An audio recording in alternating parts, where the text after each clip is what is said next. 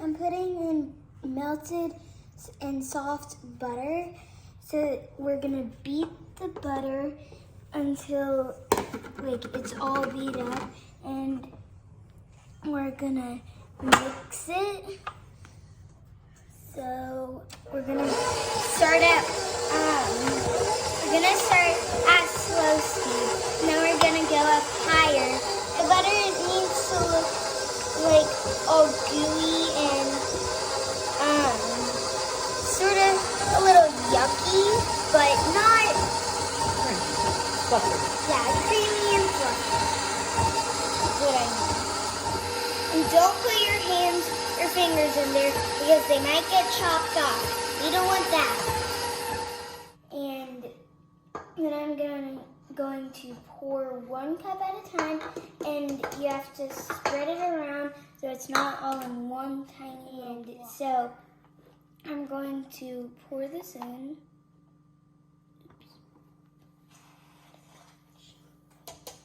I think I have the right consistency. The right consistency we need is like thin or thick. Which one? Yep, it's definitely the right consistency. Perfect. Are we done? No, because we need to put it on the cake. But that's for next time.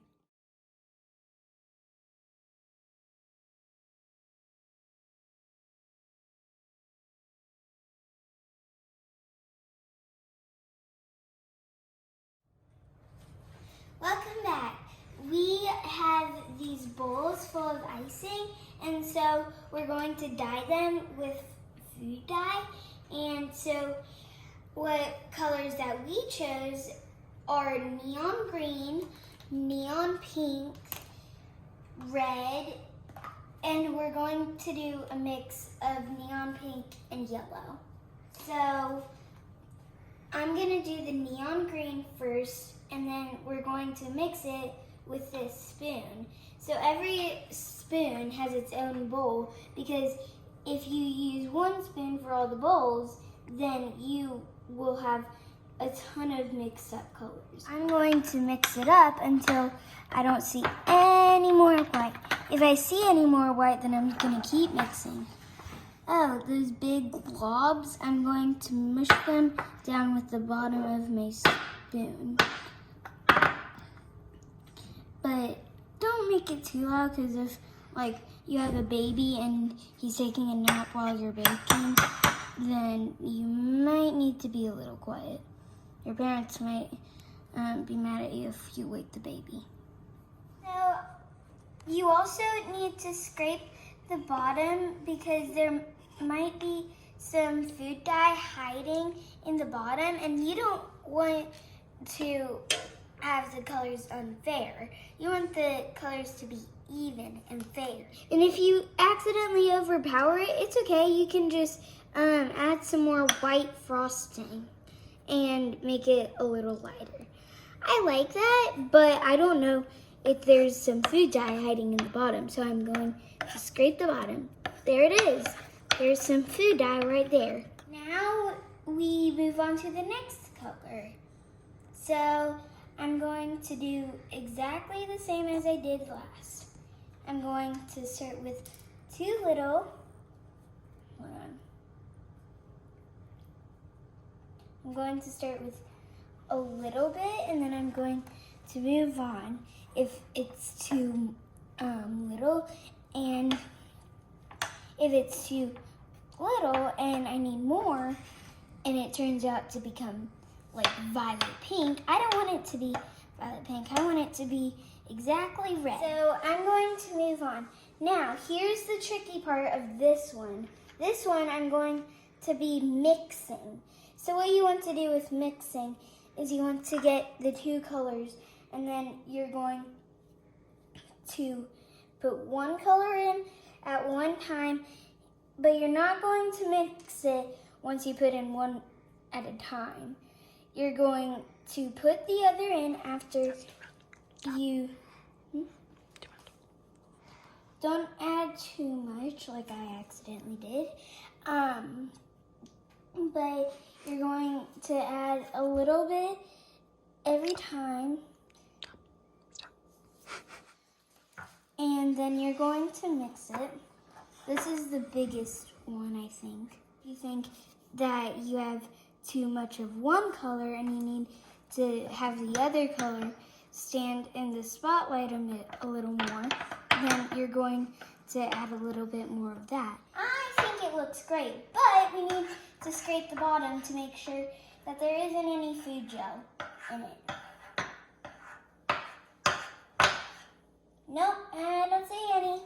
Now you have all your colors, and then you need to put it on the cake.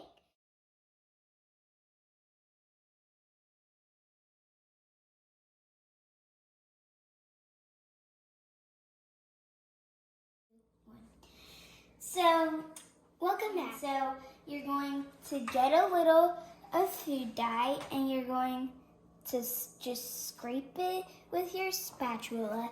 Now, I mean this spatula, not the one that we were using earlier to mix. Now, I'm going to do this all around until I come back to the start. If you get too much, then don't worry about it. You're going to smooth it out soon. You don't want to scrape it into the crumb coat. You just want to do a gentle little scrape, but not like too hard of a scrape. I think you know what I mean. I am going to go on to the next color. So in between colors, you need to wash off your spatula. I normally get messy, so I always need to wash my hands. So we're going to do the same thing as we did with the green. And so I'm going to do little patches on the crumb coat. Like about this much, and then just scrape it across the side, but not too hard. Oops, I accidentally have a giant space in the cake. So how do we fix that? How we fix it is, well, I'm going to patch it up with the color that I'm using. So I'm going to do this very lightly and patch it up.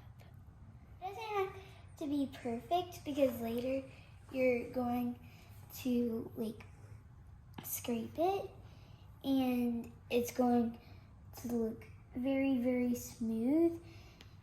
But every cake isn't perfect because we're not perfect. And so I'm going to, it might look rough at first, and then when you smooth it out, then it's going to look way nicer. I'm just doing this for fun, so I'm not trying to make it look perfect. So I have 2 layers done. Now I'm going to move on to the next color. And I bet yours is also coming along beautifully, just like mine. All of ours are gonna look great. All of the cakes that we make, they're gonna look amazing because you are what you are. And all of your cakes are going to look beautiful, even if they have tiny little errors. It's okay. That was an accident. Even if you accidentally have one of those, I know it's going to look amazing because all of our cakes are going to look amazing, especially yours. Because you put a special ingredient in there, love. And when you put that special ingredient in there, it makes other people love your cake. And it makes it look more beautiful. If I ever see it, then I will be so proud of your cake because it will look amazing. And I know it will. Because every time I see a cake, I'm like, wow, they did an amazing job on that. How did they do that? They're amazing bakers. So if I ever see you baking a cake, then I will think, wow, that's amazing. And if you ever bake a cake and you say, that mistake looks horrible, your cake is going to taste and look amazing. Even if some other people don't like it, doesn't mean that your family won't like it, and doesn't mean that you're not going to like it, because I know it's going to look beautiful. What the top part is it's a little bit different because you're putting all of the icing onto the top of the cake, and then you're using the spatula to spread it out. And save some to use as extra if you want to do some seeds.